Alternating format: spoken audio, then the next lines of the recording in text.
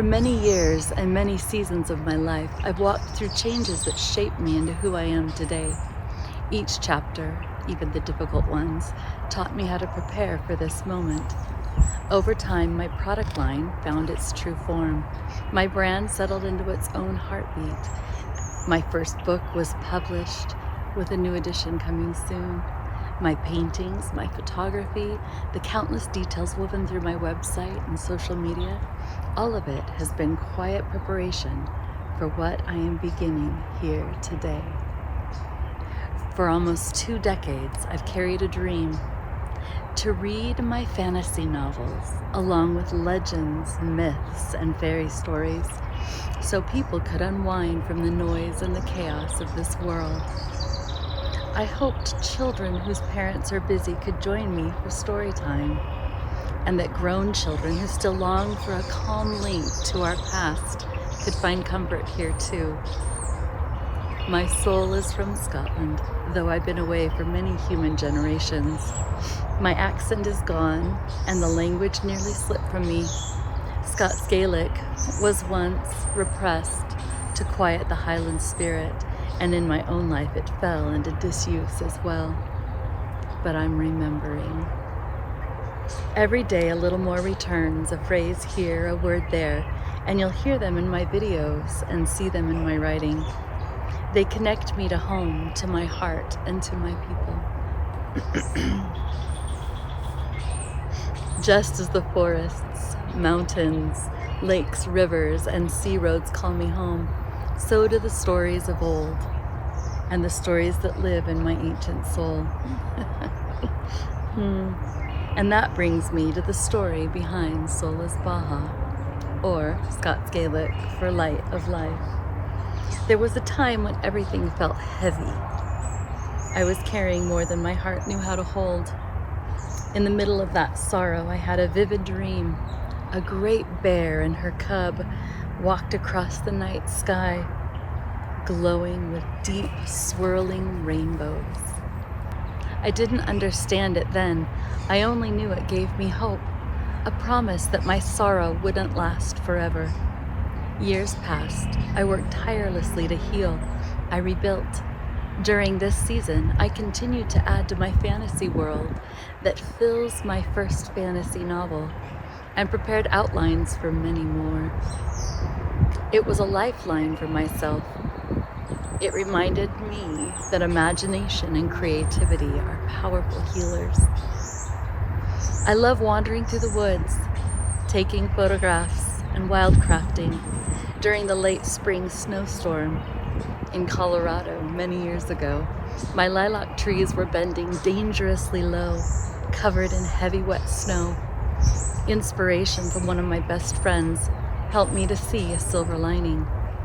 Lilac blooms would make beautiful soap. So I went to work, gathering all the lilacs and drying them on every free cookie sheet in the house and every square inch of counter space.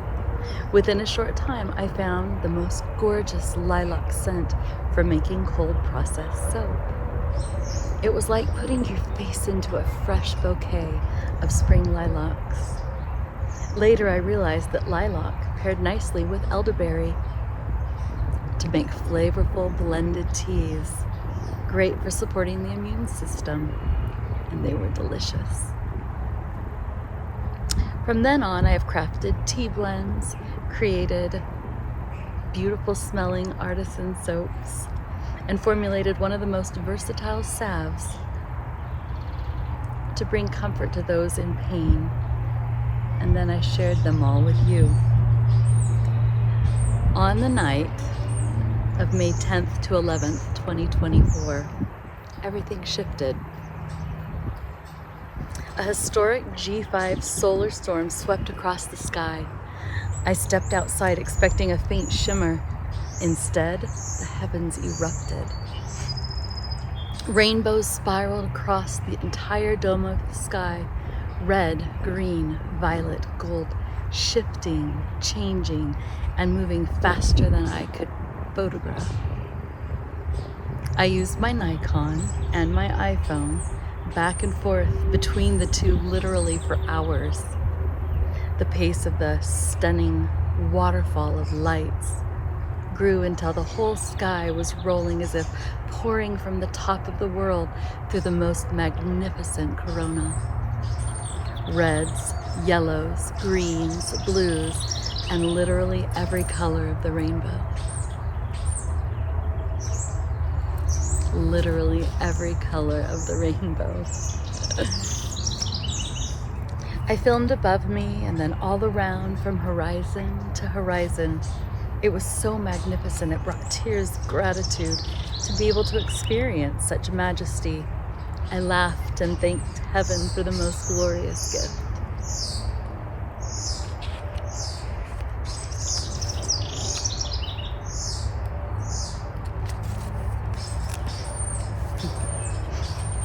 It got so late, or early in the morning, and I was exhausted but didn't want to miss the shift or a color change. After 3 to 4 hours, I was dizzy from spinning to catch the next dazzling spectacle. My neck hurt from looking up for hours, and I knew it was time to pull myself away. The next morning, as I looked through my photos, I saw something that I never imagined. High above the auroras, shining through the colors, were Ursa Major and Ursa Minor, clearly and unmistakable, the great bear and her cub, exactly as I had dreamed them years before, but didn't understand. The dream had been real. Not until that moment did I understand what I saw in my dream. A great bear and her cub walking across a rainbow sky. I thought of auroras as green shimmers, not exciting explosions of rainbow color light. I couldn't have imagined it or put it together until I experienced it, and then saw the constellations shining through the colors. One thing this dream showed me is that magic and wonder would return in my life. Life would get better. To keep going, keep believing, know that just as the darkest nights feel they will last forever, they don't. Hold on. In that moment when ugly crying is all you have left, remember, it's then when letting hope glimmer inside of you is what helps you go on. And life doesn't just magically get better, not even with magical dreams. It took another year of serious healing work before I understood the final piece. The dream wasn't just for comfort. It was calling me, inspiring me to dreams that life almost crushed out of me. During this healing, I continued to share my peaceful, delicious, luxurious products, hoping to inspire slowness and connection to wonder, peace, and healing to others, as these products had helped me too.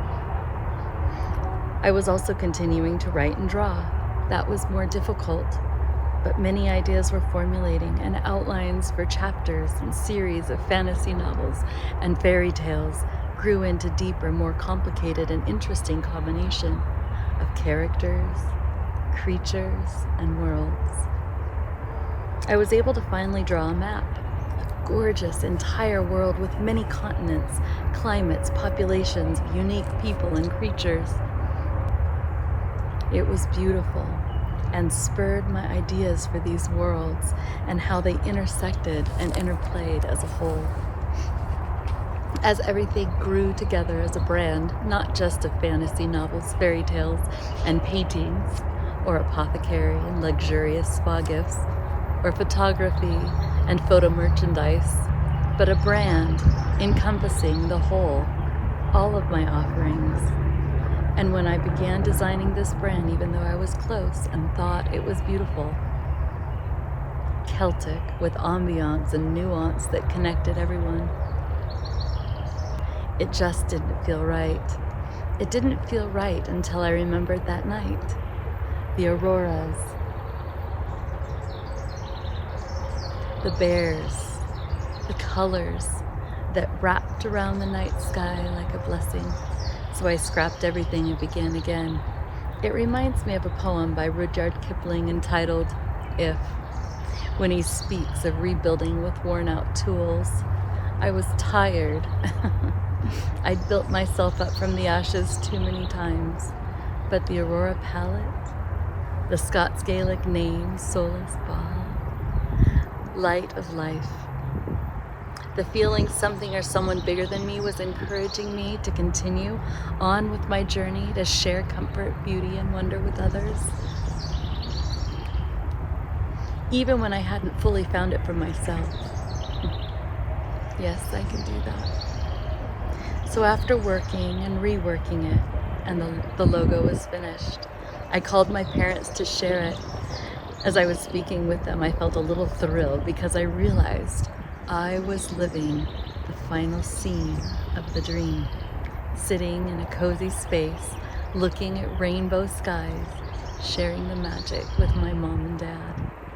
The dream had been fulfilled in every detail and beyond my expectation. Today, Solas Beatha is more than just an apothecary. It's the weaving back together of a life. It's the return of light after darkness.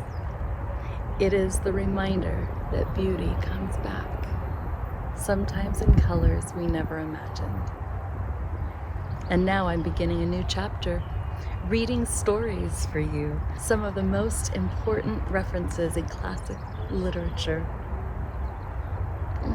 To begin with, we're going to talk about Greek and Roman mythology. Reading selections from these works first will help classic literature come alive for you. So we will begin with Greek and Roman mythology, and between these great works, we'll add fairy tales, epic tales, and stories filled with wonder. This year and next, I'll be reading from Thomas Bulfinch's mythology, The Age of Fable. Select British myths and legends, including a heavy dose of Scottish fairy stories, myths and legends, The Princess and the Goblin, and maybe more of George MacDonald's fairy stories. My own novel later this summer. King Arthur, as much from the Winchester manuscript as possible to reach back through time and understand better the people who wrote about Arthur, and maybe even get glimpses of those epic legends connected to him. You may hear lines from Sir Walter Scott's The Lady of the Lake, a whisper of Highland poetry carried in the wind. Welcome to Solas Beatha. Welcome to Light of Life. Welcome to the stories that bring us home. If you've never read from the classics, it's such a treat. However, I do have a disclaimer.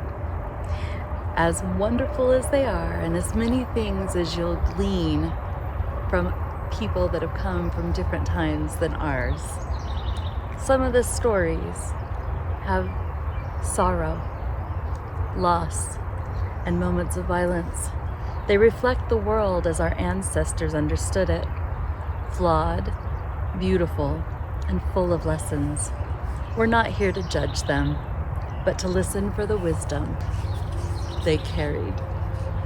And with that, we're going to read one of Thomas Bulfinch's Age of Fable stories about Cupid and Psyche. A certain king had 3 daughters. This seems to be one of the latest fables of the Greek mythology. It has not been found earlier than the close of the 2nd century of the Christian era. It bears marks of the higher religious notions of that time. The 2 elder were charming girls, but the beauty of the youngest was so wonderful that language is too poor to express its due praise. The fame of her beauty was so great that strangers from neighboring countries came in crowds to enjoy the sight and look on her with amazement, paying her that homage which is due only to Venus herself. In fact, Venus found her altars deserted, while men turned their devotion to this young virgin. As she passed along, the people sang her praises, and strewed her way with chaplets and flowers. This perversion to a mortal of the homage due only to the immortal powers gave great offense to the real Venus. Shaking her ambrosial locks with indignation, she exclaimed, "Am I then to be eclipsed in my honors by a mortal girl?" In vain then did the royal shepherd, whose judgment was approved by Jove himself, give me the palm of beauty over my illustrious rivals, Pallas and June. But she shall not so quietly usurp my honors. I will give her cause to repent of so unlawful of beauty. Thereupon she calls her winged son, Cupid, mischievous enough in his own nature, and rouses and provokes him yet more by her complaints. She points out Psyche to him and says, "My dear son, punish the contemptuous beauty. Give thy mother a revenge as sweet as her injuries are great. Infuse into the bosom of that haughty girl a passion for some low, mean, unworthy being, so that she may reap a mortification as great as her present exaltation and triumph." Cupid prepared to obey the commands of his mother. There are 2 fountains in Venus's garden, one of sweet waters, the other of bitter. Cupid filled 2 amber vases, one from each fountain, and suspended them from the top of his quiver. Hastened to the chamber of Psyche. He shed a few drops from the bitter fountain over her lips, though the sight of her almost moved him to pity. Then touched her side with the point of his arrow. At the touch she awoke and opened her eyes upon Cupid, himself invisible, which so startled him that in his confusion he wounded himself with his own arrow. Heedless of his wound, his whole thought now was to repair the mischief that he had done, and he poured the balmy drops of joy over all her silken ringlets. Psyche, henceforth frowned upon by Venus, derived no benefit from all her charms. True, all eyes were cast eagerly upon her, and every mouth spoke her praises, but neither king, royal youth, nor plebeian presented himself to demand her in marriage. Her 2 older sisters of moderate charms had now long been married to 2 royal princes, but Psyche, in her lonely apartment, deplored her solitude, sick of that beauty which, while it procured abundance of flattery, had failed to awaken love. Her parents, afraid that they had unwittingly incurred the anger of the gods, consulted the oracle of Apollo and received this answer: "The virgin is destined for the bride of no mortal lover. Her future husband awaits her on the top of the mountain. He is a monster whom neither gods nor men can resist." This dreadful decree of the oracle filled all the people with dismay, and her parents abandoned themselves to grief. But Psyche said, "Why, my dear parents, do you now lament me? You should rather have grieved when the people showered upon me undeserved honors, and with one voice call me a Venus. I now perceive that I am a victim to that name. I submit. Lead me to that rock to which my unhappy fate has destined me." Accordingly, all things being prepared, the royal maid took her place in the procession, which more resembled a funeral than a nuptial pomp, and with her parents amid the lamentations of the people, ascended the mountain, on the summit of which they left her alone, and with sorrowful hearts returned home. While Psyche stood on the ridge of the mountain, panting with fear and with eyes full of tears, the gentle Zephyr raised her from the earth and bore her with an easy motion into the flowery dale. By degrees her mind became composed, and she laid herself down on the grassy bank to sleep. When she awoke, refreshed with sleep, she looked around and beheld nearby a pleasant grove of tall and shady trees. She entered it, and in the midst discovered a fountain, sending forth clear and crystal waters, and hard by a spectre, that it was not the work of mortal hands, but the happy retreat of some god. Drawn by admiration and wonder, she approached the building and ventured to enter. Every object she met filled her with pleasure and amazement. Golden pillars supported the vaulted roof, and the walls were enriched with carvings and paintings representing beasts of the chase, and rural scenes adapted to delight the eye of the beholder. Proceeding onward, she perceived that besides the apartments of state, there were others filled with all manners of treasure and beautiful and precious productions of nature and art. While her eyes were thus occupied, a voice addressed her, though she saw no one uttering these words. "Sovereign lady, all that you see is yours. We, whose voices you hear, are your servants, and shall obey all your commands with your utmost care and diligence. Retire therefore to your chamber and repose on your bed of down, and when you see fit, repair to a bath. Supper will await you in the adjoining alcove when it pleases you to take your seat there." Psyche gave ear to the admonitions of her vocal attendants, and after repose and the refreshment of the bath, seated herself in the alcove, where a table immediately presented itself, without any visible aid from waiters or servants, and covered with the greatest delicacies of food, and the most nectareous of wines. Her ears, too, were feasted with music from invisible performers, of whom one sang, another played on the lute, and all closed in the wonderful harmony of a full chorus. She had not yet seen her destined husband. He came only in the hours of darkness and fled before the dawn of morning, but his accents were full of love and inspired a like passion in her. She often begged him to stay and let her behold him, but he would not consent. On the contrary, he charged her to make no attempt to see him, for it was his pleasure, for the best of reasons, to keep concealed. "Why should you wish to behold me?" he said. "Have you any doubt of my love? Have you any wish ungratified? If you saw me, perhaps you would fear me, perhaps adore me, but all I ask of you is to love me. I would rather you would love me as an equal than adore me as a god." This reasoning somewhat quieted Psyche for a time, and while the novelty lasted, she felt quite happy. But at length the thought of her parents, left in ignorance of her fate, and her sisters, precluded from sharing with her the delights of her situation, preyed on her mind and made her begin to feel her palace as but a splendid prison. When her husband came one night, she told him of her distress, and at last drew from him an unwilling consent that her sisters should be brought to see her.